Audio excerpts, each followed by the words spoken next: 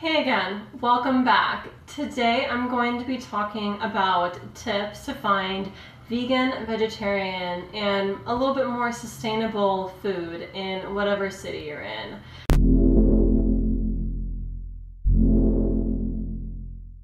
But wherever you are in the world, sometimes we're just looking for something a little bit lighter, something a little bit more healthy, whether that's vegan or vegetarian or pescatarian, but we're not always sure how to find places like that. And being somebody who has been vegan for numerous years, since the beginning of 2013, I have some tips. I did go through a stage where it was very difficult for me to eat out and enjoy myself. But now I am very easily able to find vegan cuisine, restaurants that I really like. The best tip, I would say, to finding vegan, vegetarian, maybe pescatarian, or just a little bit more sustainable options is to look for ethnic cuisines. So some really common cuisines that can be pretty easily veganized are Middle Eastern / Turkish / falafel cuisine. I am a huge fan of falafel. I love how quick it is. It's perfect if I'm getting off of a plane. I'll look for a falafel place and it'll give me a delicious and really filling meal really quickly, because falafel just take a few minutes to fry, wrap them up in a fluffy pita, add some veggies, it's good to go, literally. Like, you can eat it before, you go to the airport, on the way, you can get it after you get off a plane in a new city. Look for a falafel place. You could also look for Egyptian cuisine. Turkish cuisine is the easiest to look for. It's probably the most ubiquitous to look for. So if you're just looking for something like Turkish or falafel or Middle Eastern, you're probably going to find some sort of place that serves falafel and other Mediterranean tasty foods. So that is one cuisine that's easy to make vegan as well as vegetarian. Other cuisines that are pretty easy to be made vegan are Thai and Greek. Thai specifically because it's great that they use coconut milk instead of dairy milk. You don't see a whole lot of Greek cuisine, but they tend to have a lot of falafel again, decent amount of veggies, like grilled veggies. You should be able to find something in that realm to enjoy if you're looking for a good plant-based option, whether that's vegan, vegetarian. This cuisine, the next cuisine, the Ethiopian cuisine, is getting a little bit more hot. It's been getting hot for the last few years, and it's becoming a little bit more common because of teff, this so-called ancient grain, super grain. They really use teff a lot as a grain. It's fermented, so it makes it a little bit more healthy, more digestible. Teff should be a little bit more easily digestible because it is fermented at most traditional Ethiopian restaurants. It's also gluten-free for people who are going the gluten-free route. And they have tons of veggies, tons of legumes, really filling, delicious options. They add lots of flavor and spices and herbs, but it's not necessarily spicy, but you can get your spicy kick if you do want to go that route. So Ethiopian, if you can find it in your city. It's becoming a little bit more common in American cities. It's becoming a little bit more common in cities around the world. The Japanese might be a little bit of a surprise to you, because most of the time when people think of Japanese, they think of fish. Well, they have a lot of, typically, they have a lot of vegetarian and vegan options as well, because they have avocado rolls, or they have a cucumber roll, or carrot roll, or a combination roll.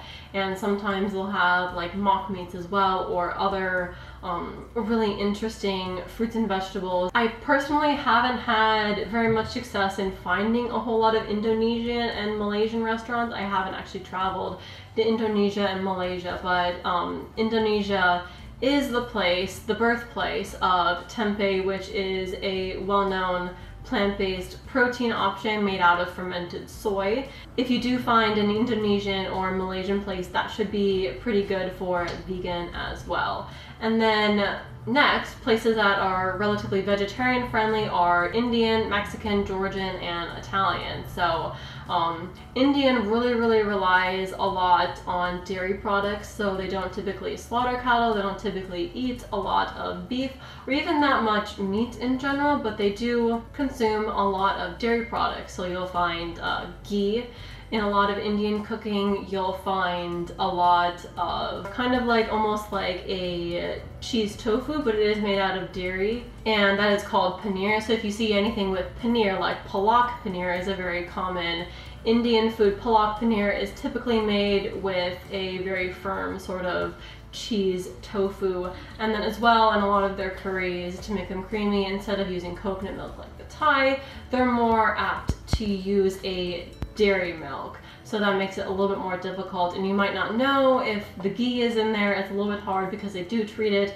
like oil. They don't use as much oil in Indian cooking, they use more ghee. Mexican tends to include a lot of beans, but then the difficult thing about Mexican food is that they can also include a lot of cheese as well. So getting away from the cheese can be a little bit difficult in Mexican food. Sometimes it comes on top, and if you see like a bean burrito, you might not remember to ask for it off, and so it'll come with cheese on it. You do need to be mindful of the cheese. Georgian cuisine, from the country of Georgia, not the state of Georgia.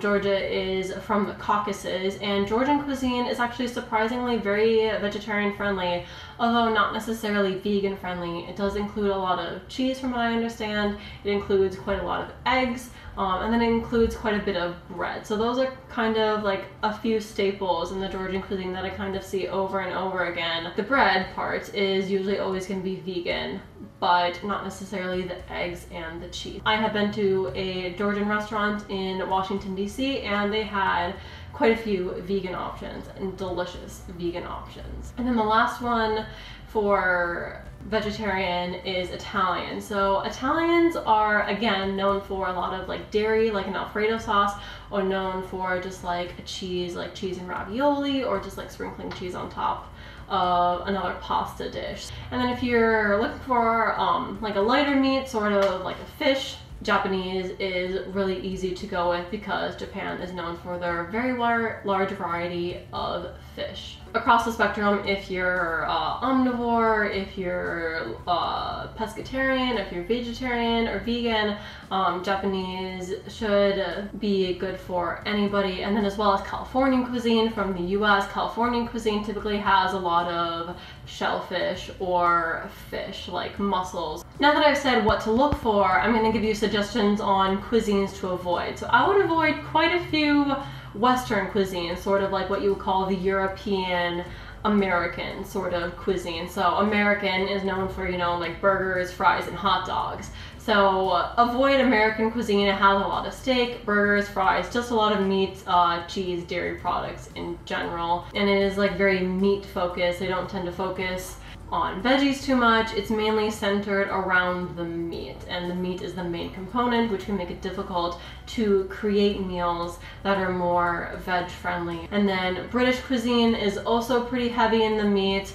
They like their roasts, they like their sausages, their fish and chips. British cuisine should also be avoided unless if it's specifically vegan British cuisine. British cuisine is becoming increasingly more vegan friendly, especially in London, but maybe not necessarily around the world. So if you are in London, there are a ton of plant-based options, vegan, vegetarian, sustainable. There are lots of options, but not necessarily British food around the world. Portuguese tends to have quite a bit of fish or meat, and then Spanish as well is more centered around fish, and it's difficult. It can be a little bit more difficult to get away from the fish in Spanish cuisine. French as well, they love their dairy, they love cheese, they love cream, they love butter, and I think they really love indulgent stuff, caviar, escargot, products that the French are known for, croissants, lots of butter.